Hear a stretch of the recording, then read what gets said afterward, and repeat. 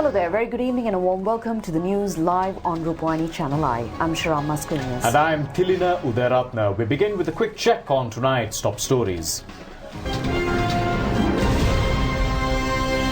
The coronavirus death toll reaches 56. A special initiative underway upon the instructions of the President to have Sri Lankan students residing in Sichuan repatriated within 48 hours. The Asian Indo Athletics Championship, which was to be held in China, cancelled. The UNP gathering of local government representatives goes ahead without the participation of the party leader. A controversial video footage of the US President surfaces.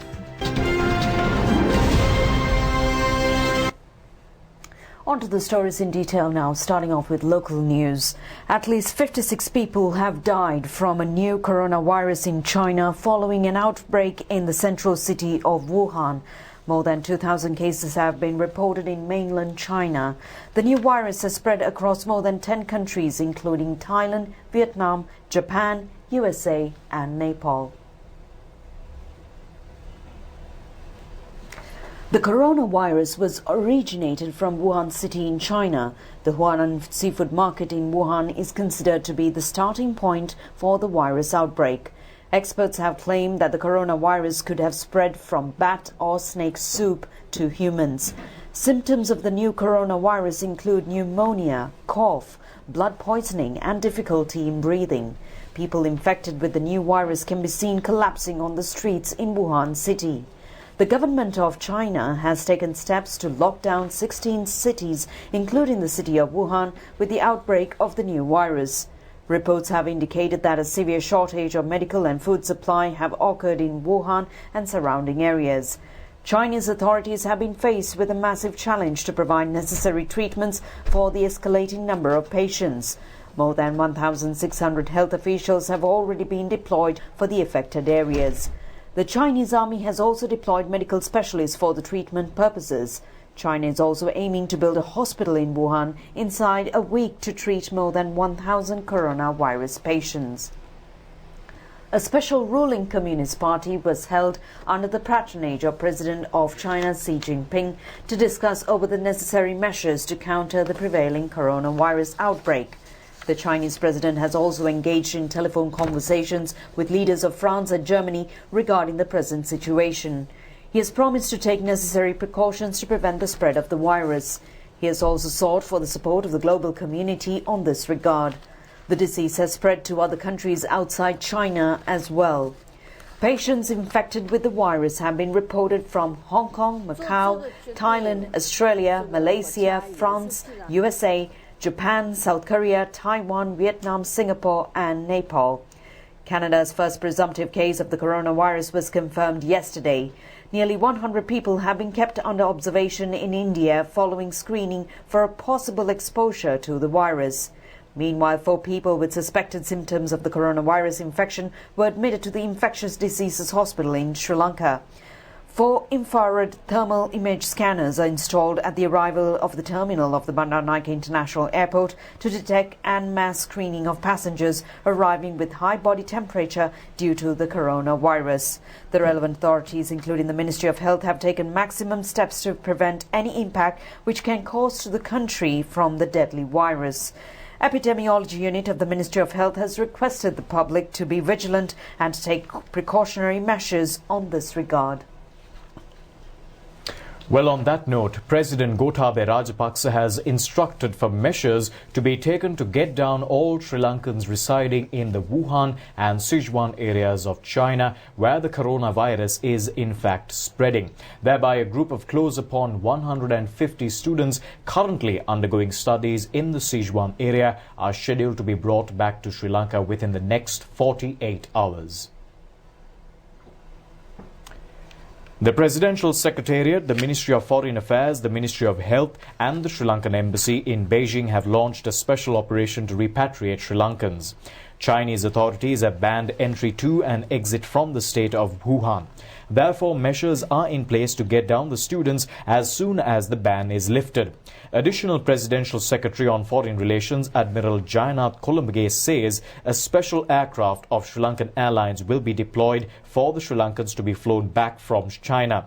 In addition, the embassy has received details of around 790 students studying in various locations of China, including 30 students who are at Nanning. Steps will be taken to have these students repatriated as well. Secretary to the Ministry of Foreign Affairs Ravinatha Aryasinghe says details are being collated on all Sri Lankan students and migrants scattered across China. Communication between officials of the embassy and Sri Lankans residing in China happens through the use of the WeChat group. All passengers arriving from China are screened at the airport upon arrival to Sri Lanka. In the screening process, if passengers are detected to be suffering from fever, they will be directed to the Infectious Diseases Hospital. Director of Epidemic Diseases Dr. Sudath Samaravira says such passengers' blood and urine samples will be sent to the Medical Research Institute in Borella for testing. Meanwhile, the USA has also taken steps to send a special aircraft to get down the officials at the US Embassy in China and US citizens residing in China. Around 1,000 American citizens reside in Wuhan currently. Sri Lankan Airlines, in the meantime, states that a decision has been taken to reduce the air ticket fee by 50% for Sri Lankan students residing in China to return to the country. A National Action Committee has been appointed on preventing the spread of the coronavirus in the country. This committee has been appointed by the Minister Pavitra Vanyarachi upon the instructions of President Gotabaya Rajapaksa. The committee comprises Western Provincial Governor Consultant Dr. Sitaram Mepola, Additional Presidential Secretary Rear Admiral Jayanath Columbage, Secretary to the Ministry of Health Bhadrani Jayawardena, Director General of the Health Services Consultant Dr. Anil Singha, Additional Secretaries Dr. Sunil D. Alvis and Lakshmi Somatunga, Chairman of the Sri Lanka Rupavahini Corporation Dr. Nihal Jayathilaka, Consultant Dr. Anuradha Padenia and Chairman of the State Pharmaceutical Corporation Consultant Dr. Prasanna Gunasena and Consultant Dr. Ananda Vijay Vikrama are some of the members. The other members of the committee are Brigadier Dr. Krishantha Fernando of the Sri Lanka Army, Director of the Epidemiology Unit Sudath Samaravira, Dr. Phaba Paliyavarana, Director of the Medical Research Institute Jairuwan Bandara, Chairman of the Airport and Aviation Services Company General G.A. Chandrasiri, and the Controller General of the Immigration and Immigration. The committee will convene tomorrow, chaired by the Health Minister, and discuss on the measures to be taken with regard to the coronavirus and the preventive program to be implemented. Meanwhile, allegations were levelled that former Central Bank Governor Arjun Mahendran and Arjun Aloysius were directly connected with the 2015 Central Bank bond scam. However, print media reported today on forensic audit reports which state that no factors exist denoting to a connection between the duo. The Sunday morning newspaper carried its headline story as "Is Aloysius Free?" The forensic audit report pertaining to the investigations into the central bank bond scam, which allegedly occurred between the 1st of February 2015 and the 16th of March 2016, state that reports, digital evidence and limited voice recordings do not reveal that Arjun Mahendran was directly connected with the matter. As given in page number 27 of the forensic audit report, the limited voice recordings available, the reports and the digital data in the transaction chamber of the primary dealers in government securities were evaluated. These sources also do not establish a direct or indirect connection with the issue. Chapter 2.4.1e of the forensic audit report states that a direct connection is not revealed with regard to internal information being communicated between former central bank governor Arjun Mahendran and Arjun Aloysius. Meanwhile, speaking at a ceremony held yesterday, State Minister Kanchana Veerasekara expressed his views on the matter. He said, when going through the report, it shows that Perpetual Treasuries is a private company and it is the then Central Bank Governor Arjun Mahendran who takes the decision to issue treasury bonds to the company. The State Minister noted the company in question has increased its revenue by 1,500% since 2015 through one bond issuance. There are two reports on the bond scam at the COPE committee, the report of former Minister Du Gunasekara and the report of parliamentarian Sunil Andunetti. Both reports indicate that the company in question received government support in earning an extensive profit. The State Minister alleged the foreign audit report has not been based on the Auditor General's report. He also alleged that 300 million rupees has been spent to compile the report, and out of this 300 million rupees, payments have been made by the Monetary Board for two members of the board whose names surface in the bond scam probe. The State Minister further stated, as ministers, they call on the Presidential Commission and the police to implement the law against those cited in the bond scam issue. The Constitutional Council has decided to summon the Attorney General to seek clarifications on certain decisions taken by him. The order issued for the arrest of High Court Judge Gyan Pilapitiya also came under the focus of the Constitutional Council. At the Constitutional Council, it was discussed that such orders given by the Attorney General can pave the way for public trust in the judicial system to erode. The Constitutional Council has focused attention on the matter with the concern that such orders can impact the independence of the judiciary and the professionalism of the judges. The Constitutional Council decided that the Speaker should summon the Attorney General to seek a clarification. The Constitutional Council convened under the patronage of Speaker Karujaya Surya and the Prime Minister Mahinda Rajapaksa, Opposition Leader Sajith Premadasa, MP R. Sambandhan, Minister Mahinda Samarasinha, MP Thalathat Korala and civil society representatives were in attendance. Qatar has expressed its intention to assist Sri Lanka in establishing a reliable network for the generation of clean energy. A number of high-profile companies in the power sector will be a part of this initiative. Qatari State Minister of Power and Energy Shad Sharida Al-Kabi mentioned this move when he met with President Gotabaya Rajapaksa at the Presidential Secretariat this morning. Secretary to the President, Dr. P.B. Jayasundara, was appointed as a special representative of Sri Lanka in implementing the program with regard to generating clean energy. The objective is to generate 80% of the future energy requirements by renewable energy. The Qatari minister pointed out that power generation projects launched by Qatar are successfully being implemented in Pakistan and Poland. President Gotabaya Rajapaksa stated that he intends to further enhance bilateral cooperation between Sri Lanka and Qatar. Meanwhile, the experts in the energy sector expressed that Sri Lanka has a great potential in the field of renewable energy. Power generation from fossil fuels expected to decline drastically in the near future. Therefore, the experts have pointed out that Sri Lanka should direct their focus on the sustainable generation of clean and renewable energy. In any country in the world, the energy is the most important thing. There is an energy crisis in the world. Next 10 to 20 years, we will see the energy crisis in a more macro way. But as a country like Sri Lanka, a small country, we cannot always depend on the fossil fuels, because we understand that the fossil fuels is going to be over in next 20, 30 years. But we have to definitely look for renewable energy. We have to have the renewable energy. We have sunshine. We have about 60% of the time we have sunshine. So why can't we harness the solar energy? Because that's the only hope that I see as a renewable energy. There are people talk about the biomass and other, but those are still the research and development stage. But the solar energy, established technology like the silicon semiconductor technology, the solar panel, the prices are getting lower and lower every day. The silicon semiconductor solar cell prices are getting lower and lower every day. But to install solar cells in Sri Lanka, it's really expensive at the moment. But if you look at the other side of the world, things are not like that. But I think as a scientist we have to change our policies. We have to look for a renewable energy source. We have to stop using the fossil fuels, because the Sri Lanka is a small country. It's a blessed country with natural resources, natural environment and so on. I think that Sri Lanka have a huge need for energy as it's growing, and they are improving the livelihood of people. So energy is important for them, and to utilize what you have been blessed with, which is the energy from nature, which is wind and solar. You have a huge potential to go from fossil to non-fossil. And this is a way to go forward which will be more inexpensive than actually to invest in fossil energy.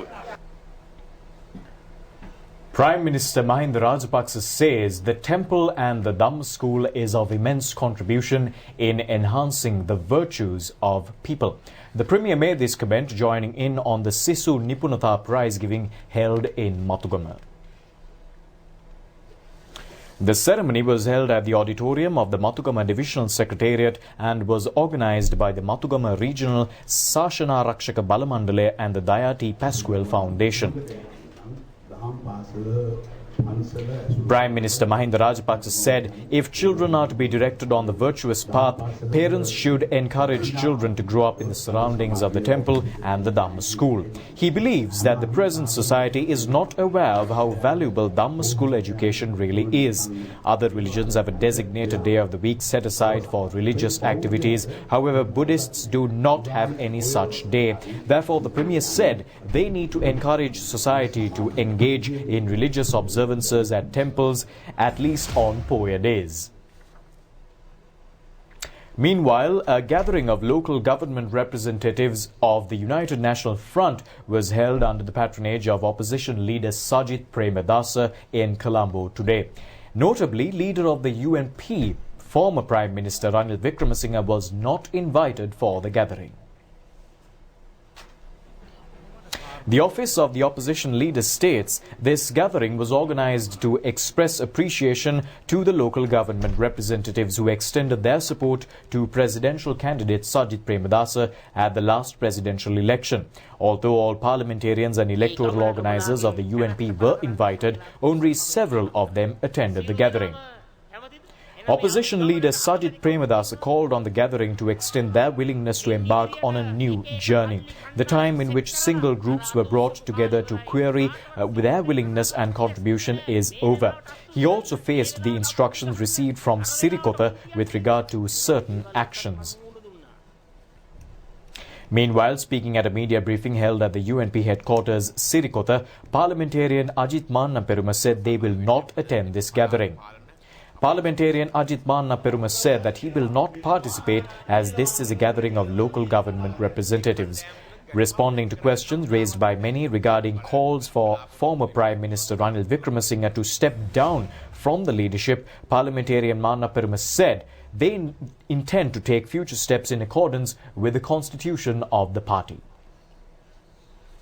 And here's news just in. The Foreign Relations Ministry, in collaboration with its mission in Beijing and post in Shanghai and Guangzhou, has secured the immediate application of 50% discount on the airfare of Sri Lankan Airlines for its regular flights operating to Beijing, Shanghai and Guangzhou.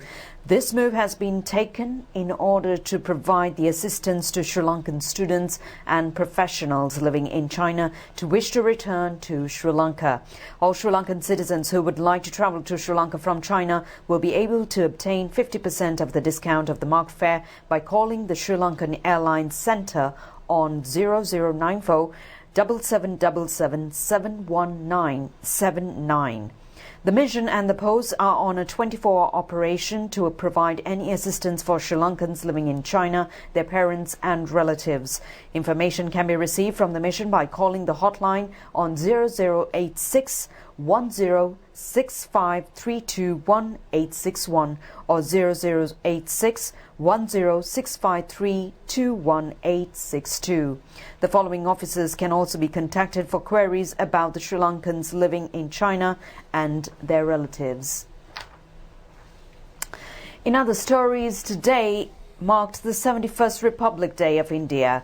The flag hoisting ceremony was held under the patronage of the Indian High Commissioner to Sri Lanka, Taranjit Singh Sandhu. The event was organised at the official residence of the Indian High Commissioner to Colombo. India gained its independence from the colonial British rule on August 15, 1947.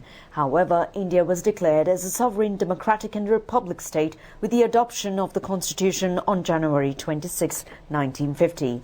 Many Indian nationals reside in Sri Lanka took part in the flag hoisting ceremony held at the Indian High Commissioner's official residence. Indian High Commissioner to Sri Lanka Taranjit Singh Sandhu delivered the Republic Day message of President of India Sri Ramnath Kovind during the ceremony. The ceremony was filled with various Indian traditional and cultural performances.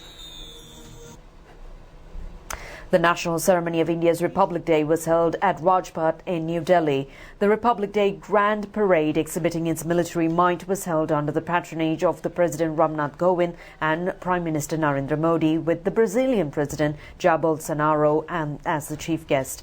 Prime Minister Narendra Modi paid tributes to the martyrs at National War Memorial in New Delhi.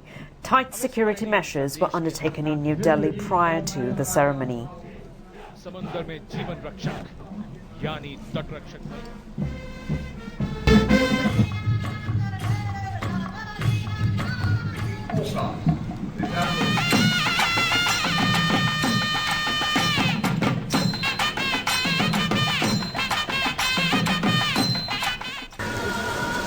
The flag hoisting ceremony on the occasion of the 71st Republic Day of India was held at the Assistant High Commission of India in Kandy this morning. The ceremony was held under the patronage of Assistant High Commissioner of India Jinandra Singh, with the Governor of the Sabarkamur Province Tikiri Kodbek Hadua as the chief guest. Meanwhile, a cultural event organised by the Indian High Commission in Colombo celebrating the Indian Republic Day was held at the BMICH last evening. The event was held under the patronage of Prime Minister Mahinda Rajapaksa and High Commissioner of India Taranjit Singh Sandhu. Minister Douglas Devananda and many other dignitaries were present on this occasion. The cultural evening was filled with paintings of prominent artists and cultural performances. Grammy Award winner Vishwa Mohan Bath and Grammy Award nominee Suben Chatterjee mesmerized the audience with their musical prowess during the event.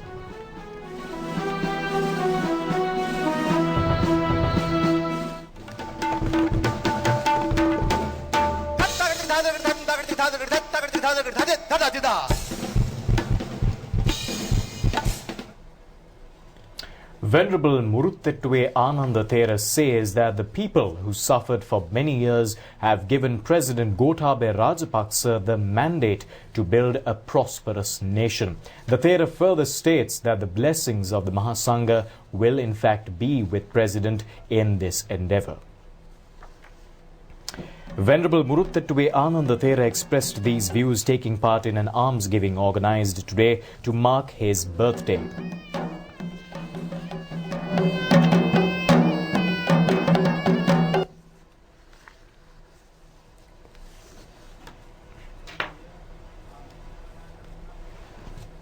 The Thera said that when the country was heading towards disaster, the entire nation began calling for Gotabaya Rajapaksa to be the president and rectify the situation. They need to give strength to President Gotabaya Rajapaksa to build the country, and the support of the Mahasangha and the chief prelates and everybody else will in fact be extended in this respect.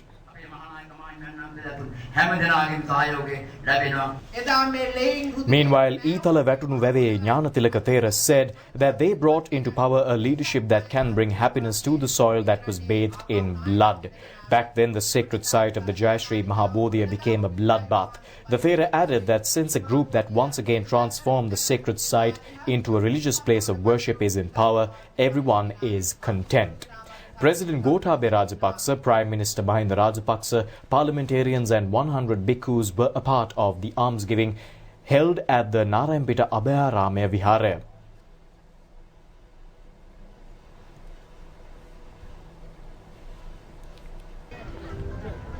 The President also distributed dry rations amongst pregnant women.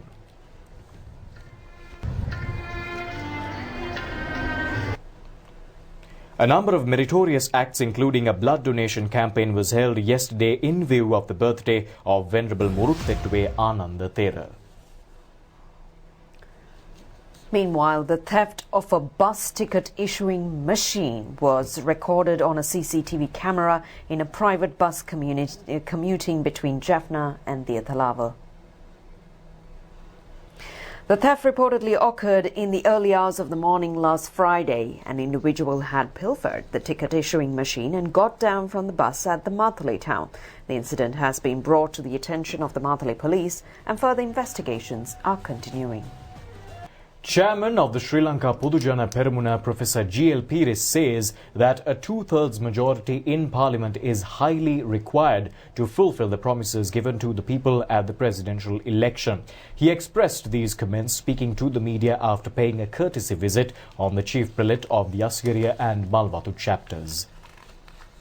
Professor G.L. Pires said that because of certain defects in the 19th Amendment, the newly elected president does not have the full strength of the parliament, as the parliament cannot be dissolved until it completes 4.5 years of its term since its first sitting.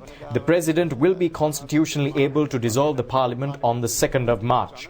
Professor Pires says it is highly necessary to have a majority in Parliament to implement the plan endorsed by the people, and therefore it is a must to secure a two-thirds majority. The public can then be served. Meanwhile, Professor Pires also stated the majority of the Sri Lanka Podujana Peramuna says that the existing symbol needs to be retained as it is extremely popular and embedded in the minds of the people. The lotus bud is an extremely popular symbol in the country's culture.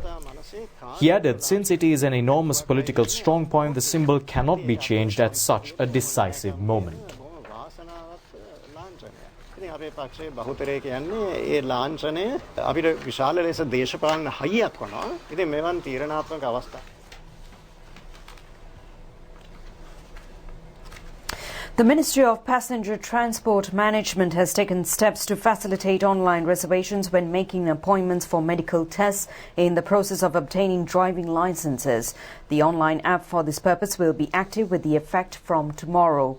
Thereby, applicants will be able to reserve a date and a time for their medical tests over the website www.ntmilk. The pilot run in this regard was carried out last Friday and it was successful. Therefore, a decision was taken to implement the facility from tomorrow. Previously, applicants from outstation areas had to come over to the National Transport Medical Institute at Nuvegoda to make appointments. Minister Mahinda Amaraveera instructed the officials to implement this measure as a suitable step in making public services delivered by state institutions more efficient upon the instructions of the President.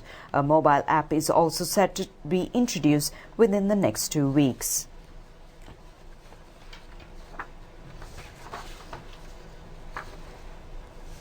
Meanwhile, an expansion project of the Kattanayake International Airport is underway at a cost of 600 million rupees. The objective is to complete construction work before the 20th of March.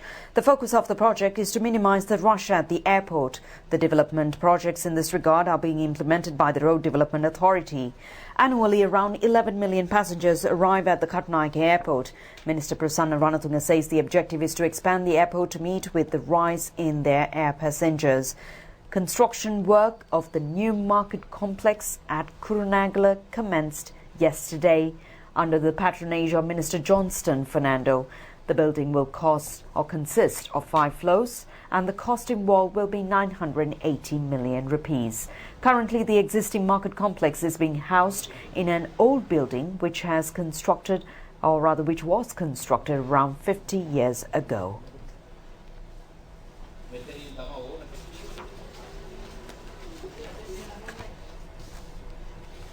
Well, a special cleaning campaign was held at the Sri Lanka Broadcasting Corporation today. This campaign is in line with a program underway to clean the environment and surroundings of state institutions alongside the National Independence Day celebrations.